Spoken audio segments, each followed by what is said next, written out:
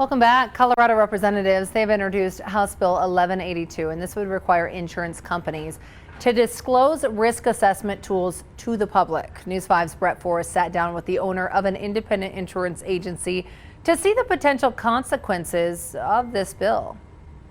My concern as a business owner is we may go from half of our companies who won't look at those neighborhoods or those zip codes to 75% of companies that won't look at those zip codes. Robert Edgin owns an independent insurance agency. He knows many Coloradans are having a hard time finding affordable home insurance because of our wildfire and hail risk factors. In his view, legislation like House Bill 1182 might have good intentions, but the consequences could have the opposite effect. They may find that their homeowners insurance prices actually go up in order to subsidize some of those changes that are taking place to people who are in those urban interchange areas. HB 1182 would force insurers to tell homeowners how they can best lower premiums through incentives like fire mitigation. If we can reduce the risk and the models can reflect that, then we're expecting the rates to be able to come down a little bit. The bill also seeks to force the catastrophe and wildfire risk models that insurance companies use to factor in local, state, and community mitigation practices, then share the data publicly. But these risk models are intellectual property that help insurers stay competitive.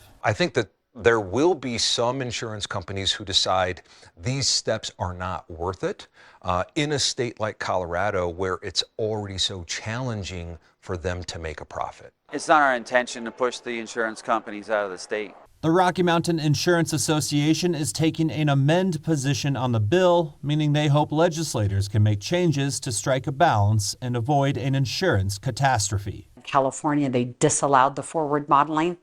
All of the models showed that Altadena and Pacific Palisades were high risk. The insurance companies weren't allowed to use the modeling in those areas to rate that risk and to make business decisions.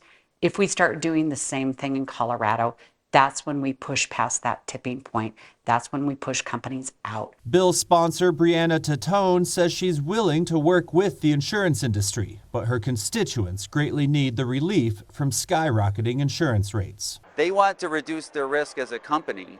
If we can get them both to work together and invest in the properties that they insure to reduce the risk, that's the goal.